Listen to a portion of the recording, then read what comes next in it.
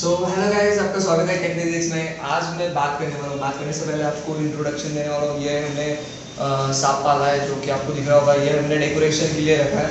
So basically ये भी हाय वगैरह बोलता है आपको। देखो हाय हाय हाय हाय। तो आगे बहुत वीडियोज में ये दिखने वाला है, इसलिए मैं पहले इंट्रोडक्शन कर देता हूँ इसका। सो आज का हमारा टॉपिक है कि रैंडम एक्सेस मेमोरी।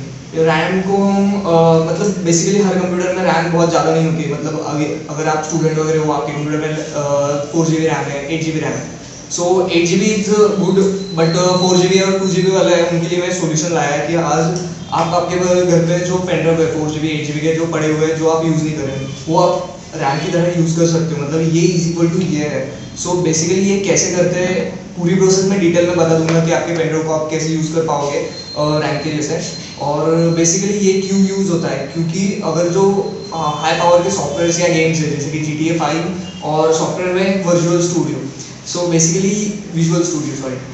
सो ये सॉफ्टवेयर्स कैसे रन होते हैं और बहुत स्मूथली रन होते हैं। सो आप बेसिकली रैम वगैरह यूज़ करोगे, सो वो कुछ एक्स्ट्रा स्टोरिंग के लिए डाटा होता है रैम में जो स्टोर होता है, वो आपको इसमें ज़्यादा फ्री कर देगा। सो आपको ये बहुत यूज़फुल होने वाला है। वीडियो पूरा एंड तक देखें। So let's get started.